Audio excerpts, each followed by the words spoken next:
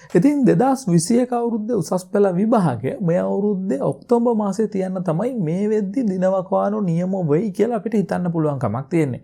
හැබැයි රටේ තියෙන වර්තමාන තත්ත්වයට එක්ක සමහර විට මේ දිනවකවානු තව චුට්ටක් පස්සට යන්නත් ඉඩකඩක් තියෙයි කියලා අපිට හිතන්න පුළුවන් කමක් තියෙනවා. හැබැයි දිනවකවානු කෙසේ වෙතත් මේ වෙද්දි උසස් පෙළ විභාගයට අදාළව ඔයගොල්ලන්ගේ අයදුම්පත් ඔන්ලයින් ක්‍රමයට විභාග දෙපාර්තමේන්තුවට යොමු කරන්න පුළුවන් හැකියාව විභාග දෙපාර්තමේන්තුවෙන් අපිට දීලා දෙනවා. ඒ කියන්නේ මේ අවුරුද්දේ උසස් පෙළ විභාගයට ඔයාට ඇප්ලයි කරන්න තියෙන්නේ ඔන්ලයින් ක්‍රමයට.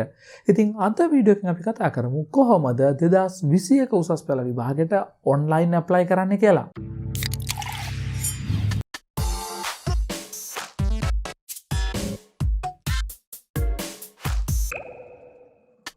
ඉතින් උසස් පෙළ විභාගයට ඔයගොල්ලන්ට ආකාර දෙකකට පෙනී ඉන්න පුළුවන්. ඒ කියන්නේ එක්කෝ පාසල් අපේක්ෂකයෙක් විදිහට, එහෙම නැත්නම් පුද්ගලික අපේක්ෂකයෙක් විදිහට.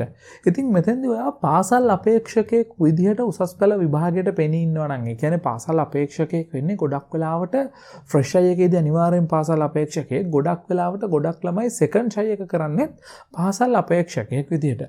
ඉතින් මෙන්න මේ විදිහට පාසල් අපේක්ෂකයෙක් විදිහට උසස් පෙළ විභාගයට පෙනී ඉන්නවා නම් ගොඩක් වෙලාවට ඔයාගේ ඇප්ලිකේෂන් එක විභාග දෙපාර්තමේන්තුවට යොමු කරන වගකීම තියෙන ඔයා පෙනී ඉන්න ඉස්කෝලේට. ඉතින් ඒකින්ද ඔයා ෆ්‍රෙෂ් අය හරි සෙකන්ඩ් අය හරි ලියන කෙනෙක් නම් ඔයාට අනිවාර්යෙන්ම මේ වෙද්දිත් ගොඩක් දුරට ඉස්කෝලෙන් ඔයාව දැනුවත් කරලා ඇති. ඔයාගේ නම් ලිස්ට් එක වගේ ගොඩක් ඉස්කෝලවලින් මේ වැඩේ කරලා තිබ්බා. එක්සෙල් ෂීට් එක ඔයාගේ නමයි, ඔයාගේ ෂයි එක සහ විෂයන් ටික වල ඔයාගෙන් හරිද කියලා කන්ෆර්ම් කරගෙන ඉස්කෝලෙන් ඒ ඉස්කෝලේට අදාළව පෙනී ඉන්න සියලුම ශිෂ්‍යයන්ව එකවර ඇප්ලයි කරනවා විභාග දෙපාර්තමේන්තුවට. ඉතින් ඒකින්ද පාසල් අපේක්ෂකයෙක් නම් ඔයාට මේ වෙද්දි දැනුවත් කිරීමක් හම්බෙලා නම් අවුලක් නැහැ. ඉස්කෝලෙන් ගානට ඇප්ලයි කරයි එක. ඔයාව තාමත් දැනුවත් කරලා නැත්නම් මේ සම්බන්ධයෙන් අනිවාර්යෙන් ඉස්කෝලේට කෝල් එකක් දීලා ඔයාගේ ගුරුවරයෙක්ට කෝල් එකක් දීලා මේ සම්බන්ධයෙන් අප්ඩේට් එකක් ගන්න. මොකද ඔයා ෆ්‍රෙෂ් අය හරි සෙකන්ඩ් අය හරි පාසල් අපේක්ෂකයෙක් නම් ඔයාගේ ඇප්ලිකේෂන් එක යොමු කරන්න ඕනේ ඔයාගේ පාසල හරහා. ඔයාට ප්‍රයිවට්ලි මෙහෙම ඇප්ලයි කරන්න පුළුවන් කමක් නැහැ. ඉතින් මේ විදිහට දැන් මම කතා කරන්න දන්නවා පුද්ගලික අපේක්ෂකයෙක් නම් එතෙන්දී ඔයාගේ ෂයි එක අදාළ නැහැ. ඔයා ප්‍රයිවට් කැන්ඩිඩේට් කෙනෙක් නෑ. කියන්නේ කෙනෙක්ට පුළුවන් ඉස්කෝලේ A level වලට ඉස්කෝලේ යන්න නැතුවම පළවෙනි වතාවම A level ප්‍රයිවට් කරන්න. එහෙම නැත්නම් එක සැරයක් ඉස්කෝලෙන් ලියලා දෙවෙනි සැරේ ඔයාට කැමති විෂයන් ටිකක් තෝරගෙන ප්‍රයිවට් කරන්න ඉන්න පුළුවන්. එහෙම නැත්නම් තර්ඩ් ෂයි එක අපි කොහොමත් ඉස්කෝලෙන් දාන්නේ නැහැ, ප්‍රයිවට් ලියන්නේ. එහෙම ප්‍රයිවට් ලියන කෙනෙක් වෙන්න පුළුවන්. පුද්ගලික අයදුම්කරුවෙක් නම් ඔයාට පුළුවන් විභාග දෙපාර්තමේන්තුවේ වෙබ්සයිට් එකට ගිහලා ඔන්ලයින් ඇප්ලයි කරන්න. ඉතින් මෙන්න මේ මෙතඩ් එකට ඔන්ලයින් ඇප්ලයි කරන්නේ කොහොමද කියන එක තමයි අද වීඩියෝ එකෙන් කතා කරන්නේ. ඉතින් ඒකට ඔයා යන්න ඕනේ විභාග දෙපාර්තමේන්තුවේ වෙබ් අඩවියට. ඉතින් මම දැන් විභාග දෙපාර්තමේන්තුවේ වෙබ් අඩවියට ගිහලා කොහොමද මේ වැඩේ කරන්න කියන එක ස්ක්‍රීන් රෙකෝඩ් එකකින් පෙන්නන්න. ඉතින් ස්ක්‍රීන් රෙකෝඩ් එකට යන්න කලින් තවත් එක දෙයක් කියන්න ඕනේ. ඔයා මේ අවුරුද්දේ උසස් පෙළ මේ විදිහට ඇප්ලයි කරන්න බලාපොරොත්තු වෙනවා නම්, එහෙම නැත්නම් මේ වීඩියෝ එක වැදගත් වීඩියෝ එකක් විදිහට ඔයා දැක්කනම් ඔයා තාමත් මගේ channel එක subscribe කරලා නැත්නම් අනිවාර්යෙන් පල්ලා දෙන රතු පාට බටන් එක ක්ලික් කරලා මගේ channel එක subscribe කරන්න. මොකද ඉස්සරහට මම ඔයාලට මේ විදිහටම අධ්‍යාපනික වටිනාකමක් තියෙන වීඩියෝස් ගොඩක් ගේන්න හිතාගෙන ඉන්නවා. ඉතින් ඒකින්ද channel එක subscribe කරලා ස්ක්‍රීන් රෙකෝඩ් එකට යමු. ඉතින් 2021 උසස් පෙළ විභාගයට රෙජිස්ටර් වෙන්න නම් ඕගොල්ලෝ යන්න ඕනේ ඉස්සෙල්ලම doenets.lk කියලා කියන විභාග දෙපාර්තමේන්තුවේ වෙබ්සයිට් එකට. ඉතින් මේ වෙබ්සයිට් එකට ගියාට පස්සේ මේකේ මෙන්න මෙහෙම පල්ලෙහාට ගියාට පස්සේ ඔයගොල්ලන්ට බලා ගන්න පුළුවන්කමක් තියෙනවා. online applications school exams කියලා ටයිල් එකක් තියෙනවා. ඉතින් මෙන්න මේ ටයිල් එක ක්ලික් කරන්න. මේ ටයිල් එක ක්ලික් කරාම ඔයාම අරගෙන යනවා වෙනම ටැබ් එකකින් ඕපන් කරලා වෙනම වෙබ් පේජ් එකකට. ඉතින් ඒකේ තියෙනවා A level examination 2021 students registration කියලා. ඉතින් මෙන්න මේක ක්ලික් කරන්න.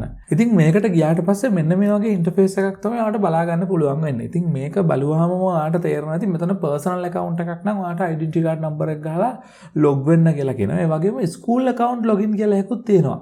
මම අර ඔයගොල්ලන්ට කිව්වේ ඉස්කෝලවලට පුළුවන් fresh අය එහෙම නැත්නම් second child ලියන ළමයින්ව සම්පූර්ණ ඉස්කෝලේම ළමයි ටික register කරවන්න.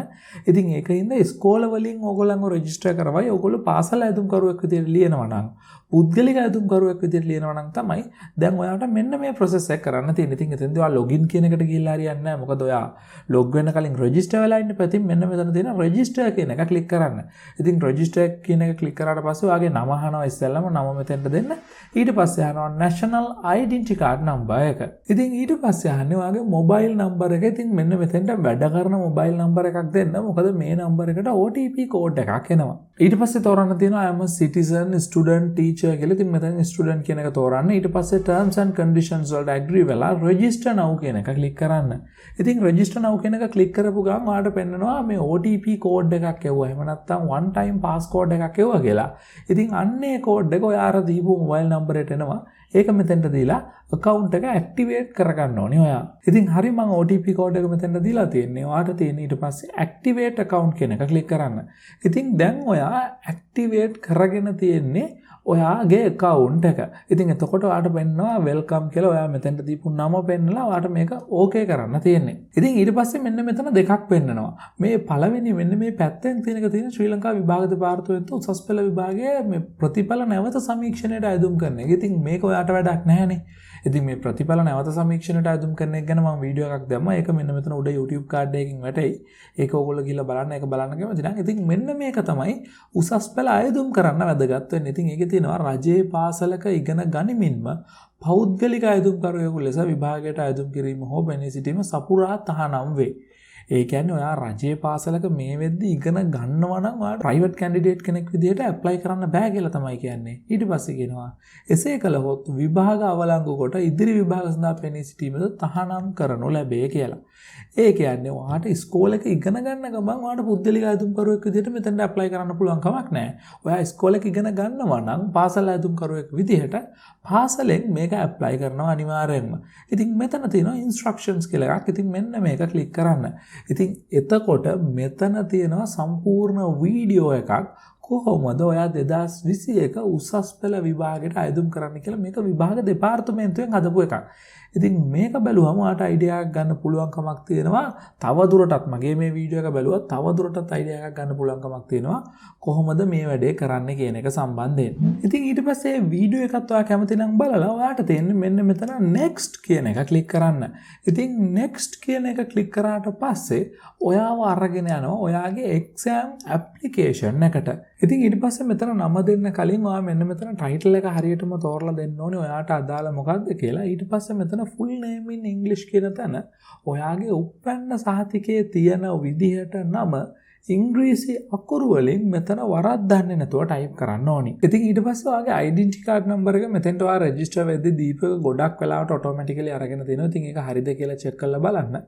ඊට පස්සේ ඔයාගේ උපන්දිනය අහනවා. ඉතින් උපන්දිනය ඔයාට මෙන්න මේ විදිහට මාසය, දිනය සහ අවුරුද්ද විදිහට ටයිප් කරගන්න පුළුවන්කමක් තියෙනවා. ඊට පස්සේ ඔයාගේ gender එක තෝරන්න ඕනේ. ඉතින් ඊට පස්සේ ඔයා email address එකක් දෙන්න ඕනේ. මෙතෙන්ටත් වැඩ කරන email address එකක් දෙන්න. ඉතින් email address එක දුන්නාට පස්සේ ඔයාගේ mobile number එකත් automatically මගේ අරගෙන තියෙනවා රෙජිස්ටර් වෙද්දී දීපු එක. ඉතින් ඒකත් හරිද කියලා බලන්න. ඊට පස්සේ home telephone number එකක් ඉල්ලනවා.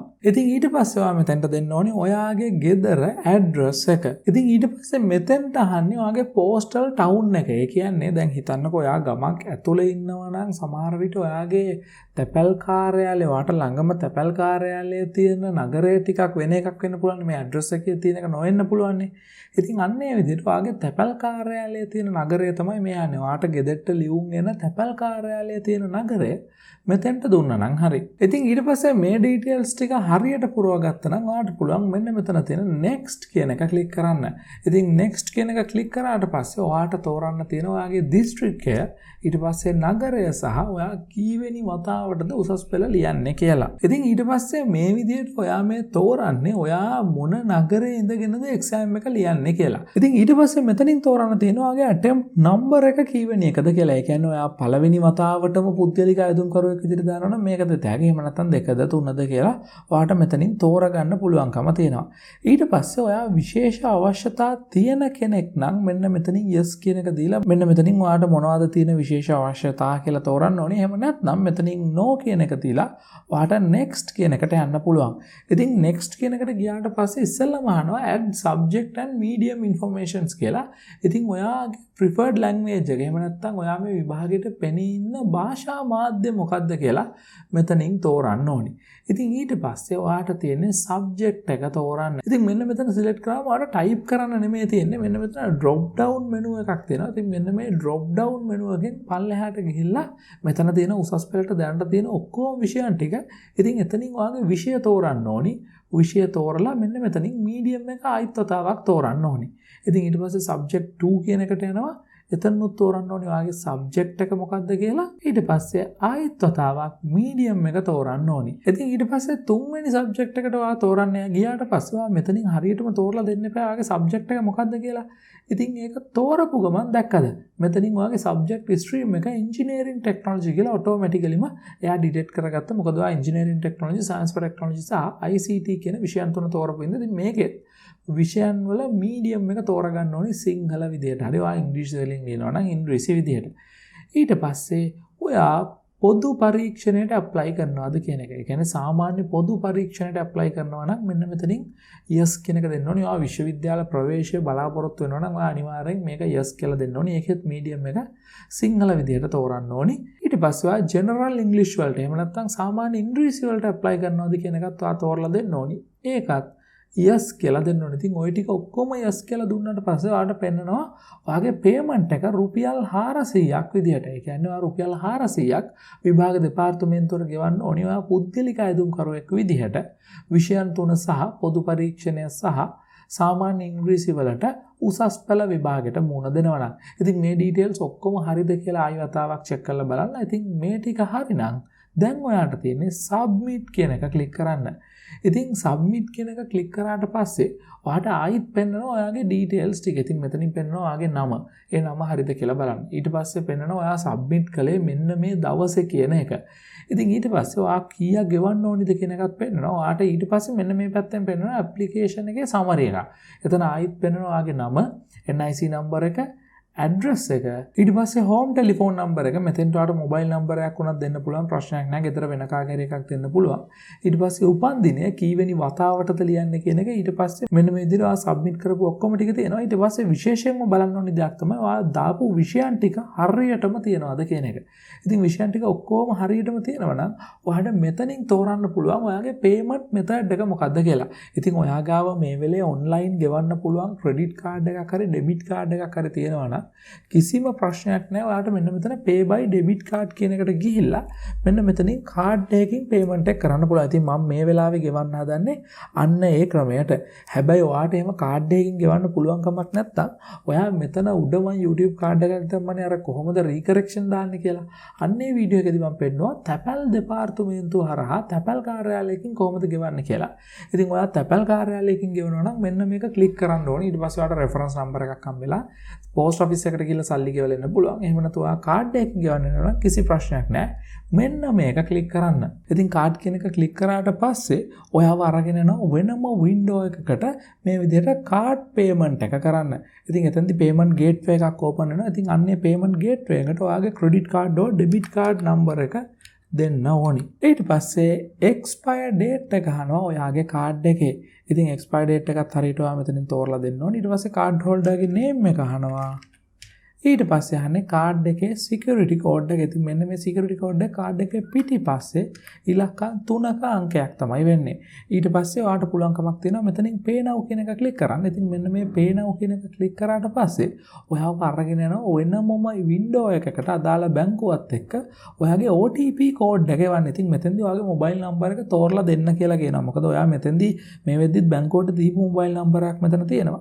ඉතින් අන්න ඒක හො email address එක තෝරලා දීලා ඔයාට submit සබ්මිට් කියන එක ක්ලික් කරන්න තියෙන්නේ.